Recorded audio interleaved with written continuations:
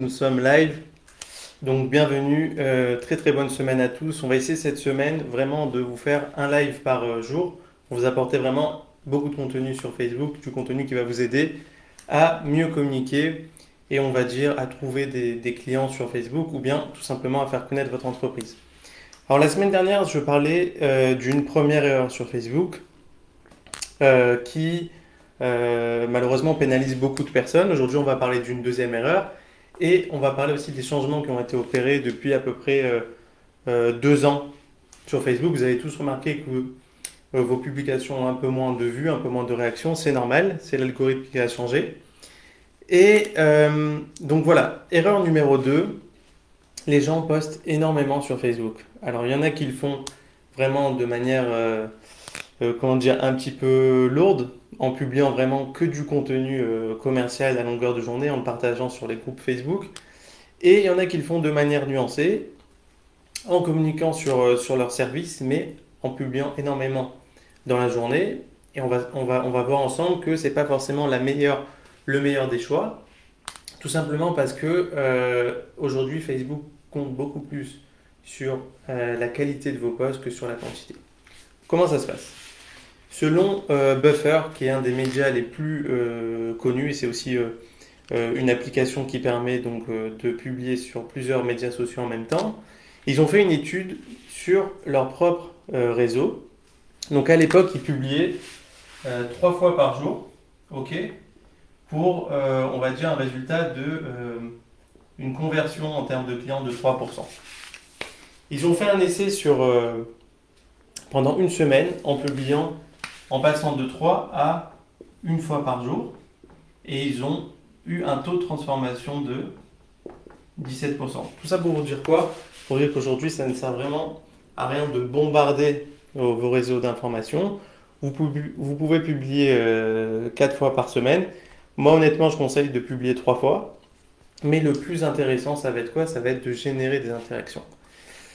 Est-ce que vous avez remarqué autre chose récemment? C'est qu'il y a beaucoup de personnes notamment, on va dire, bon, dans le monde du coaching ou dans le monde de la formation, etc., beaucoup de gens qui font des lives. Pourquoi les gens font des lives?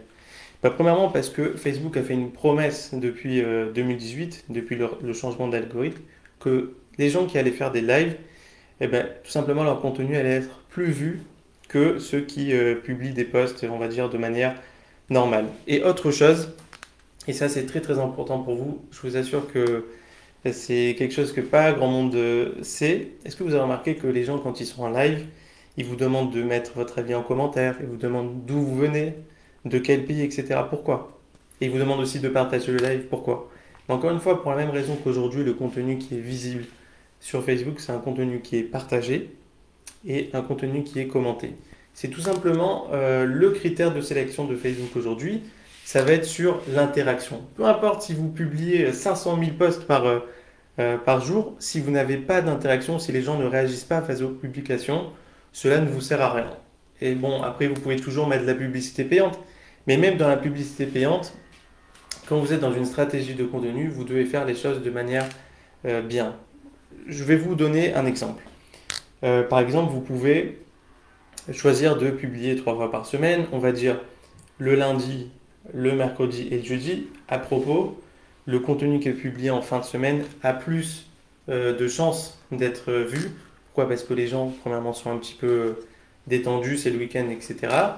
Et, euh, et voilà, c'est déjà une raison suffisante. Et non, mais parce qu'il y a des statistiques qui ont été faites dessus, il y a des études qui ont prouvé que les moments où les gens regardaient plus leur réseau, c'était en fin de semaine. Ok, donc on va dire que vous allez publier 3 fois par semaine. On a dit lundi, on a dit mercredi et on a dit jeudi. Ok, au lieu de publier toujours la même chose, imaginons que vous êtes pizzaiolo, vous allez mettre la promo de votre pizza 3 fois par semaine et vous allez saouler les gens, machin et tout. Faites les choses intelligemment. Respectez le client et dites-vous, ok, maintenant je me mets à la place de mon client, j'ai envie d'une pizza, mais j'ai pas envie non plus d'être bombardé toute la journée de pub. Alors, comment je pourrais faire en sorte de lui montrer mes produits, de lui montrer ma valeur ajoutée, comme quoi je ne suis pas le même que 99% des gens qui font des pizzas, Mais en même temps, voilà, faire en sorte que lui aussi, il apprécie mon contenu, il soit entre guillemets client de mon contenu, ça veut dire qu'il va regarder, il va voir ce que je fais, etc. Et bien tout simplement, pareil, dans la stratégie d'interaction, il faut se dire, peut-être que je pourrais lui parler, je pourrais lui donner un petit peu d'informations sur la pizza. Le saviez-vous? La pizza a été inventée en 1850 par un Italien. C'est sympa, c'est de l'information, c'est intéressant, c'est pas du spam. Vous pouvez tout simplement montrer les coulisses de votre entreprise à l'aide des stories. Vous rentrez dans la cuisine, vous montrez que vous faites du travail propre, que vous mettez les gants, que vous mettez les masques, etc. C'est très important aussi de casser un petit peu ce rapport société corporate, comme on dit dans le métier, et tout ce qui est authenticité. C'est important de montrer aux gens ce que vous faites et pourquoi vous êtes les meilleurs dans votre domaine. Les gens ne savent pas ce que vous faites. Très souvent, moi, quand je suis en coaching avec mes élèves, je me rends compte que, bon, déjà, il y a beaucoup de gens qui ont peur de se montrer, et c'est normal, c'est tout à fait normal. Mais d'un autre côté, ils ne savent pas expliquer bien leur métier aux gens, et c'est dommage parce qu'ils passent à côté de vraiment de centaines et de dizaines et de centaines de clients. Donc voilà, quand vous vous présentez dans vos réseaux sociaux ou sur votre site internet, montrez les coulisses de votre entreprise. Imaginez que vous êtes, je ne sais pas moi, que vous faites vous êtes ostéopathe. Vous allez montrer le cabinet, comme quoi c'est propre, comme quoi vous êtes rangé, vous allez montrer vos diplômes. Vous allez parler un petit peu des techniques que vous faites. Est-ce que c'est des massages? Non, c'est pas des massages. Quel problème je peux vous résoudre? Comment je peux faciliter votre vie? C'est ça ce que les gens ont besoin d'entendre. Et aussi, je pense que c'est ça en tant que professionnel. Il y a beaucoup de gens qui ne comprennent pas, qui sont là que juste pour faire de l'argent. Évidemment qu'on a besoin de payer nos factures. Mais je sais pas moi, quand vous faites quelque chose, à la base, si vous creusez un petit peu, sans faire de la PNL, mais si vous creusez un petit peu, si vous faites un travail en fonction de vos valeurs. Donc vous êtes là pour servir le monde, en fonction de ce que vous êtes, de votre atout. Donc servez les gens, mais de façon authentique. Donc on a dit, excusez-moi, je m'égare. Donc on a dit lundi, mardi, jeudi. Qu'est-ce qu'on peut faire lundi? On peut mettre un petit post, le saviez-vous? Ok. On peut mettre mardi un cas client. Bon, dans le cas de la pizza, c'est un petit peu spé, mais on va dire toujours pour prendre le cas de l'ostéopathie. Ok, donc le cas client, ça va être quoi? Vous allez dire, regardez, moi, j'ai reçu monsieur, j'en sais rien, moi, monsieur Serge ou monsieur David. Il était bloqué du dos, vraiment, il n'était pas bien. Il avait besoin d'un rendez-vous en urgence. Je l'ai pris en urgence, il n'y a pas de souci, parce que moi aussi, ma plus-value, c'est mon service. Je donne un service sur mesure. Et en 1 à 2 séances, on a complètement dénoué son dos. Et aujourd'hui, il arrive à marcher, il repart faire du sport sans problème. Ça, c'est un cas client. C'est intéressant parce que les gens ont besoin de références. Et c'est intéressant pour vous parce que finalement, vous dites, ah ok, d'accord. Donc, je réussis à faire ce genre de choses. En fait, vous prenez conscience aussi de ce que vous faites tous les jours, même si parfois, on a l'impression d'être dans un système d'automatisme. Ok, donc on a dit mardi, on va faire un cas client.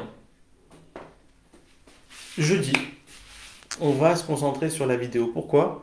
Parce que d'ici septembre-octobre, et selon tous les analystes de Facebook, et selon même le président marketing de Facebook, qui l'a dit à la conférence l'année dernière, je ne me rappelle plus du nom de la conférence, peu importe, il a dit, sachez que en septembre-octobre, le contenu sera à 80% vidéo sur Facebook. Croyez-le ou non, Facebook fait ce qu'il veut avec sa plateforme. Et s'il décide qu'il n'y aura que de la vidéo, il n'y aura que de la vidéo. Donc c'est le moment de s'y mettre. Qu'est-ce que vous pouvez faire? Vous pouvez faire un live en expliquant ce que vous faites, en vous présentant déjà. Bonjour, je m'appelle X. Voici la formation que j'ai reçue. Voilà comment je peux servir le monde. Comment je peux aider le monde. Déjà, vous allez vous faire connaître au niveau local. Et ensuite, vous allez peut-être vous faire connaître au niveau international. Deuxième idée de vidéo. Vous allez pouvoir, encore une fois, présenter les coulisses de votre entreprise. On reprend le cas de l'ostéopathie. Vous filmez votre local de façon professionnelle. Vous publiez un témoignage d'un client qui a été satisfait. Ça aussi, c'est important. Aujourd'hui, on a besoin de références plus que jamais. Demain, vous voulez acheter un iPhone. Vous allez chercher sur Internet avis, témoignages sur ce magasin. Donc, encore une fois, c'est important de travailler sur ces axes-là et ne pas se fourvoyer et ne pas dire ah, j'ai essayé des méthodes sur Facebook, j'ai essayé de vendre mes produits, mes services et ça ne fonctionne pas. Bonjour à Aïna Violette, bonjour à vous. Je suis très reconnaissant que vous soyez dans mon live et j'espère que ce live va pouvoir vous aider. Euh, donc voilà, ça va être les axes vraiment de notre communication. On a dit travailler sur la vidéo, que ce soit des témoignages de vos clients, que ce soit vous en train de montrer les coulisses de votre entreprise, que ce soit une vidéo où vous parlez d'astuces. Encore une fois, si on doit reprendre l'exemple d'ostéopathie, peut-être une astuce pour ne pas avoir mal au dos en fin de journée, je sais pas moi, acheter un coussin sur son siège, se redresser, faire des mouvements. Je sais pas exactement, je suis pas ostéopathe, mais dans l'idée, c'est ça en fait. C'est ça ce qu'il faut retenir. Voilà.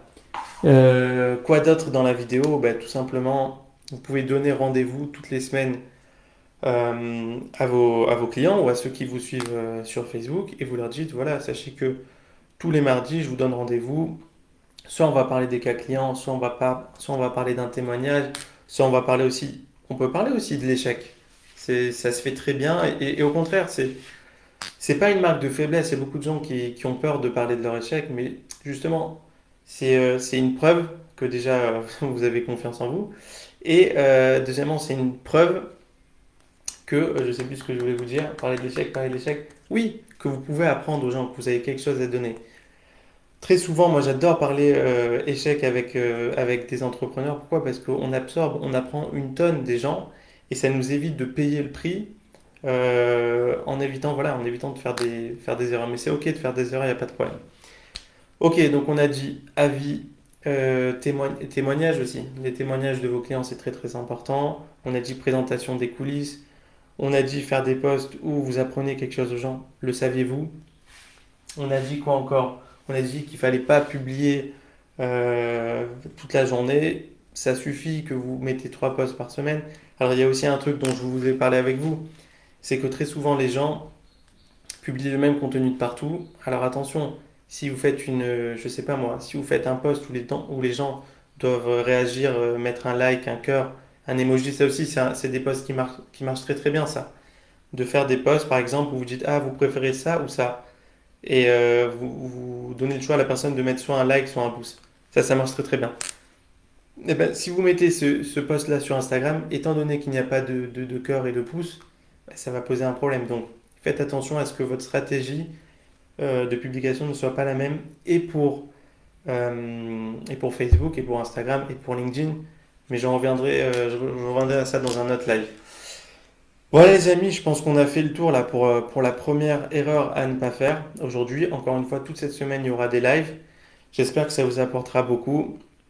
Encore une fois, vous le savez, dans une semaine, la promo sur la formation où je vous apprends vraiment toutes les astuces sur Facebook que j'ai appris en 8 ans d'expérience, toutes les erreurs à ne pas faire, tous les petits secrets en 2020 pour faire connaître votre entreprise. Et entre nous, vraiment, j'ai coaché des gens en formation one-to-one, des gens qui avaient fait des études ici et ailleurs. Et malheureusement, quand vous faites des études dans des écoles de formation, etc., on vous donne beaucoup de théorie et pas de pratique. Et moi, je vous donne 100% de pratique. Donc voilà les amis, il reste quelques jours pour profiter de la promo à 39 € sur ma formation Facebook Master. Encore une fois, moi je pense que ça vaut le coup. J'ai eu des feedbacks très sympas d'élèves. D'ailleurs, je vous en ai publié quelques-uns et je vous en publierai bientôt si mon élève Benjamin veut bien se filmer.